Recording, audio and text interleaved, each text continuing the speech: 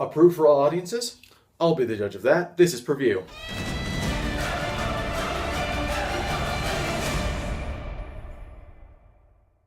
Hello everyone and welcome to the 10th episode of Preview. Wow, 10 episodes. That's hardly any.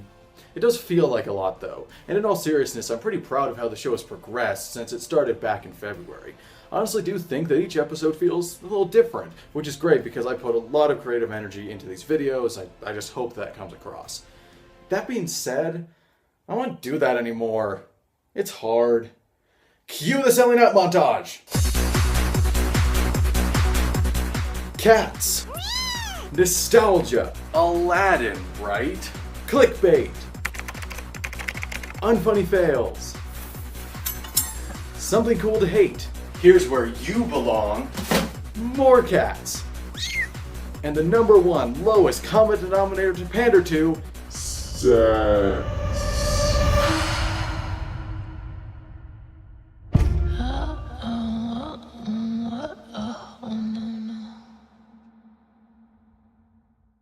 Yes, I'm going to talk about the 50 Shades of Grey trailer. Finally. Now, initially, I had no interest in this. I mean, come on, it's 50 Shades of Grey. But I did eventually see it. I was in a decently populated theater at the time, the trailer played, and I didn't think too much of it. But then something very strange happened. Everyone, and I mean everyone in the theater, started whispering to the person next to them. Not a single person that I could see was letting the trailer go by without adding their thoughts to it. That was the moment that I knew I had to cover this preview. I've never seen an audience respond that way to a trailer in all my film-going years. Before we get going, let's get a few things clear. We are talking about the 50 Shades of Grey trailer. Just the trailer. Not 50 Shades of Grey the movie, which is rumored to have caused tons of behind-the-scenes problems with its shocking terribleness. Not 50 Shades of Grey the book, which is accused of being horrendously misrepresentative of the BDSM community. And certainly not 50 Shades of Grey the set of paint colors, because, well, that's just boring. Now that we've removed all of that, I can finally say, I like this. This is a good trailer. I love how weird that sounds in context. It's such a shockingly simple statement to make. It feels almost inconsequential and pointless when there's such a storm surrounding everything else about the IP. Well, sorry, but this is what my show is about. I'll leave the deeper discussions surrounding 50 Shades to those far more qualified to have them. For now, let's dive into the trailer. We open with some very nice piano as our protagonist is revealed. It only takes a few seconds to get to the debut of the first strength of the trailer, a very solid, consistent beat. Mr. Gray will see you now.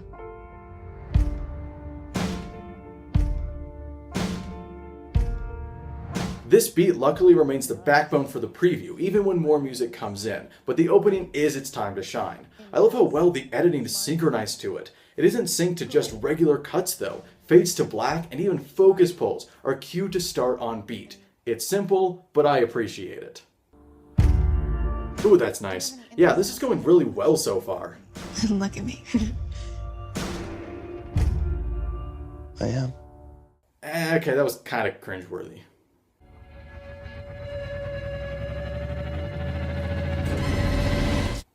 We interrupt this 50 Shades of Grey trailer to bring you the Girl with the Dragon Tattoo trailer? 50 Shades of Tattoo, Girl with the 50... There's something there. With that oddly intense section done, we hit the build-up for what becomes the majority of the trailer.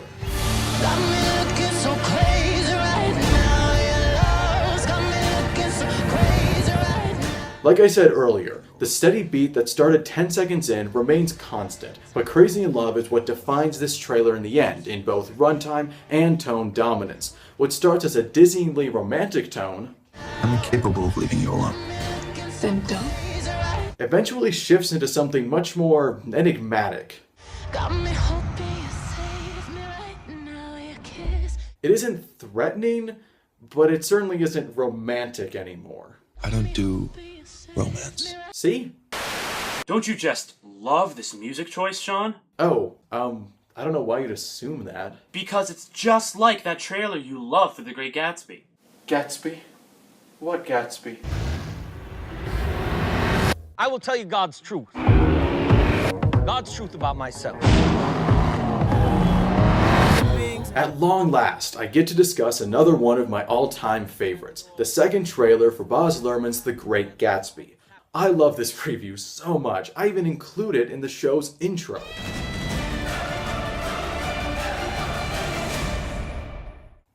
Except I literally just updated the intro for this episode and it's no longer there. Great timing. Anyway, the comparison to 50 Shades of Grey comes in near the end of Gatsby's.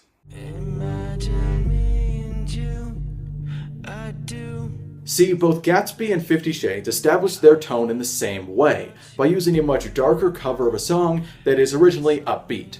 50 Shades darkens a really fast and light love song.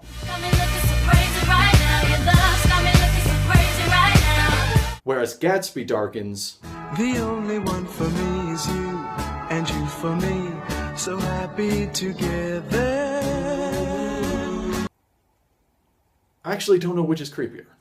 So yes, 50 Shades uses the same technique as Gatsby, so why am I not endlessly praising it? Well, because it isn't nearly as effective here. Why not?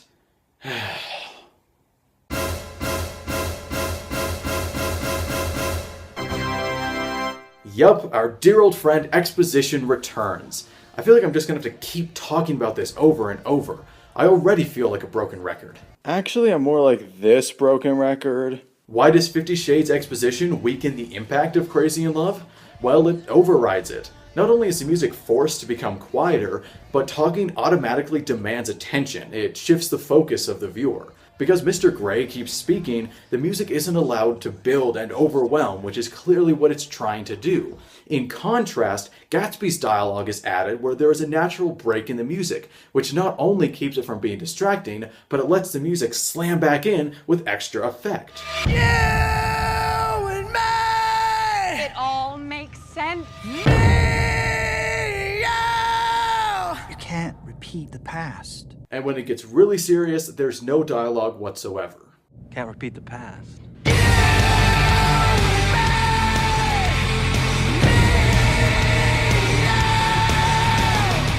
I wish I could love the third act of 50 Shades trailer. I'm a huge sucker for this ironic mismatching music thing, so this should be right up my alley. I mean, it does still work well enough. It is the core of the piece, and like I said, it's a good trailer. It moves very confidently, it has an alluring, seductive beat to it all the way through, which really starts getting in your head. I guess you could call this trailer kind of sexy, so congrats on achieving that. Okay, elephant in the room, let's talk about the ending.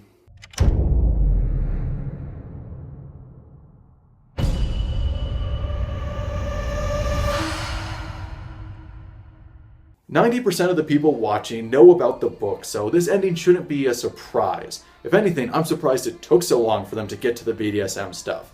I'll give the trailer that. It doesn't show very much of the movie, though I assume that's only because it isn't allowed to show most of the movie. In all seriousness though, for those that don't know what the book is about, this is a really good twist, one that will undoubtedly stick in the viewer's mind. And even if you did know, it's hard to deny that it leaves an impression.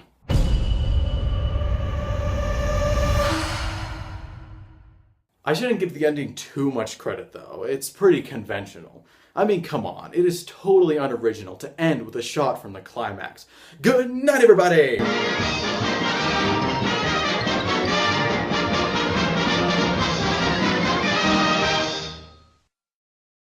Thanks for watching. To see the last episode of Preview, click on the little video playing there. If you want to see the entirety of the show, click on Preview up at the top.